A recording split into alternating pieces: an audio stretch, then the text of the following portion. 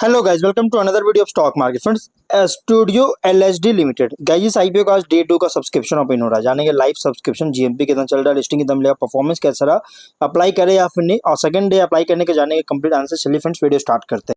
तो guys, IPO जो है 18 अगस्त ओपन हुआ था और 20 अगस्त कल के दिन क्लोज किया जा रहा है। ₹2 का face value, 51 to 54 rupees per share की प्राइस बैंड, 2000 शेयर्स की लॉट साइज, कॉम्बो है fresh issue offer for cell का, जो कि 74.25 करोड़ का इशू साइज है। 1,35,7 लाख शेयर्स का इशू किया गया।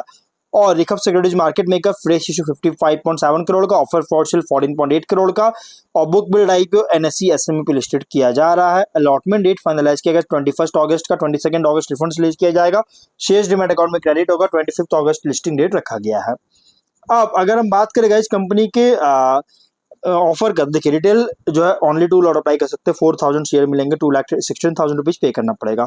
Small HNI minimum 3 lot apply कर सकते हैं, 3 लाख रुपीज पे करना पड़ेगा। मैक्सिमम 9 लॉट अप्लाई कर सकते हैं, 9,72,000 रुपीज पे करना पड़ेगा। Big HNI minimum 10 lot apply कर सकते हैं, 11 लाख रुपीज का अमाउंट पे करना पड़ेगा अप्रोक्स।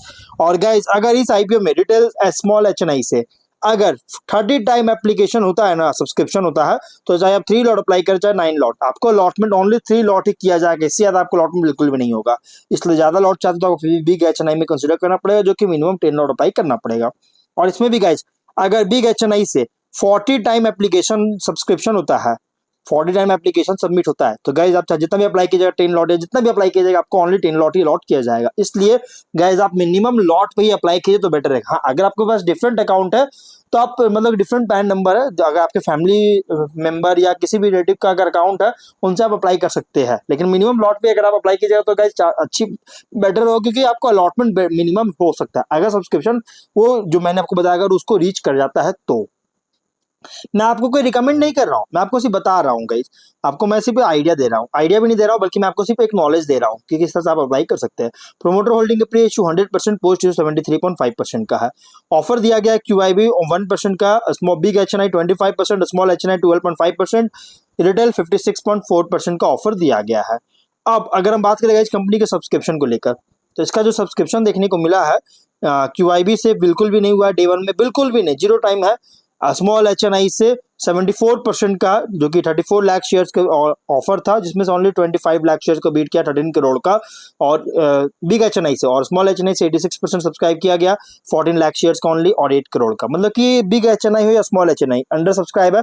QIB तो बिल्कुल सब्सक्राइब नहीं, और QIB में गाइस ओनली 1% का ही ऑफर दिया गया था। रिटेल में 1.9 टाइम सब्सक्राइब है, इसमें थोड़ा ओवर सब्सक्राइब देखने को मिला है। रिटेल में 77 लाख शेयर्स का ऑफर था, 1,46 लाख शेयर्स का बीट किया, 79 करोड़ का, 3661 एप्लीकेशन सबमिट हुआ। टोटल जो है अगर हम बात करें तो एचएनआई से 252 एप्लीकेशन सबमिट हुआ, रिटेल से 3661 एप्लीकेशन सबमिट हुआ, और टोटल हुआ 1.4 टाइम फुल्ली सब्सक्राइब है, क्योंकि रिटेल में सब्सक्राइब देखने को मिला ओवर सब्सक्राइब। 1,86 लाख शेयर्स का बीट किया, 101 करोड़ का, 3913 एप्लीकेशन सबमिट हुआ है, फुल्ली सब्सक्राइब देखने को मिल चुका है। जीएमपी की बात करेंगे तो इसका जीएमपी 50 अगर हम देखेंगे तो इसका जीएमपी फिलहाल देखिए फिलहाल नहीं है, मतलब कि इसका जीएमपी में 14 रुपीज का जीएमपी देखने को तो मिल रहा था, लेकिन अब जीएमपी में ना बहुत बुरी तरह से गिरावट है। जब आज ओपन कल ये जब आईपीओ ओपन हुआ था ना, तो उसके बाद इसके जीएमपी में बहुत देर से गिरावट है, क्योंकि इसके जीएमपी 14 रुपीज का ट्रेड कर रहा था, लेकिन जैसे ही इसका आईपीओ ओपन हुआ 0 रुपीज का जीएमपी आ गया। मतलब कंपनी जो है पूरी तरह से या तो कंपनी डिस्काउंट लिस्टिंग होगा या तो फ्लैट डिब्यू करेगा, क्योंकि जीएमपी बिल्कुल भी नहीं है, 0 रुपीज का जीएमपी ट्रेड कर रहा है। अब अगर हम इसके बिजनेस की बात करें, इसमें मैं ज्यादा कुछ बात नहीं करूँ, मैंने ऑलरेडी वीडियो बना रखी है, आपको पता भी होगा। कंपनी जो मल्टीमीडिया प्रोडक्शन हाउस है, जो कि स्पेशलाइज और ओरिजिनल कंटेंट में टीवी और ओटीटी प्लेटफॉर्म्स के लिए जाना जाता है। Innovative story telling, high quality genre defining shows का पूरे इंडिया में इसके लिए जाना जाता है, और फोकस कर रहा है कैप्टिवेटिंग डिजिटल सीरीज पर स्ट्रॉन्ग क्रिएटिव विजन के साथ। और कंपनी जो है सभी एस्पेक्ट्स ऑफ कंटेंट क्रिएशन में इंगेज है, जिसमें include idea development, distribution, project financing, hiring actors, crew और scouting locations, building sets, managing budgets, और ओवरसीइंग करता है प्रोडक्शन और पोस्ट प्रोडक्शन को। कंपनी जो है ना कंटेंट क्रिएट करता है टेलीविजन ओटीटी प्लेटफॉर्म्स के लिए। और कंपनी का सर्विसेज में concept development, script writing, screenplay development, line का production, post production services, distribution and marketing support, consultation and strategy development, innovation and adaptation. Strength में अगर देखा जाए तो एक्सपीरियंस मैनेजमेंट टीम है इंडस्ट्री एक्सपर्टाइज के साथ, कॉम्प्रिहेंसिव प्रोडक्शन कैपेबिलिटीज है, डाइवर्स कंटेंट पोर्टफोलियो है कंपनी का। जो कि गाइस अगर हम देखेंगे तो कंपनी जो है ना ये मल्टीमीडिया प्रोडक्शन हाउस है, कंटेंट जो है प्रोवाइड कर रहा है अलग अलग टीवी चैनल्स के लिए।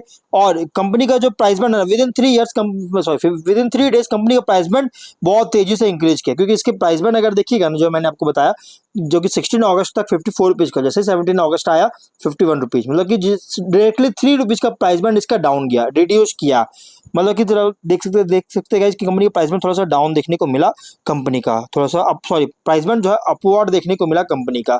मैंने गलती से डाउन बोल दिया, एक्चुअली अपवर्ड देखने को मिला है, क्योंकि 51 था तो 54 रुपीज पे आगे इसके price band.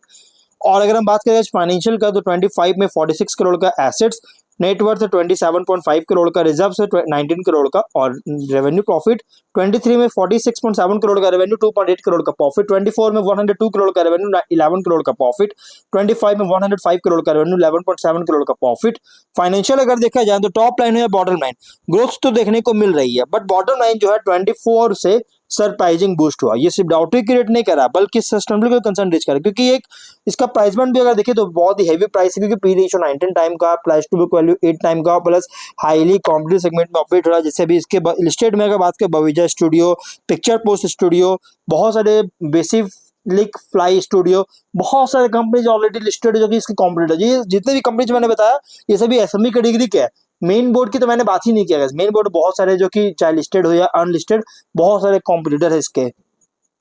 ROE, ROC, ROE, RONW 54%, ROC 57%, PAT margin 11%, EBITDA 14% का, प्राइस टू बुक 8 टाइम का, पी रेशियो 19 टाइम का है।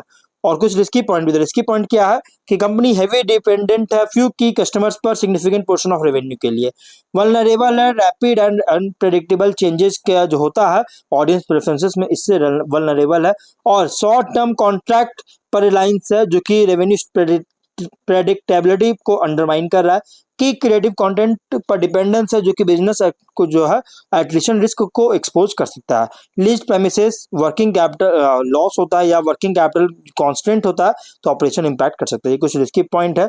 जीएमपी 0 रुपीज का, विच मींस कंपनी या तो फ्लैट डेब्यू करे या तो डिस्काउंट लिस्टिंग हो, कैपेक्स करना चाहता है, working capital requirement, general corporate funding charge के लिए आईपीओ लेकर आया। तो ये बहुत रिस्की आईपीओ, तो आप अगर रिस्क नहीं चाहते तो इसको इग्नोर कर सकते हैं, लेकिन फाइनल डिसीजन जो भी लीजिएगा अपने ही रिस्क पर, अपने रिस्क पर लीजिएगा। ये कोई रिकमेंडेशन वीडियो नहीं है, बल्कि आप अपने रिस्क पर फाइनल डिसीजन लीजिएगा। तो मिलते हैं नेक्स्ट वीडियो में, बाय बाय।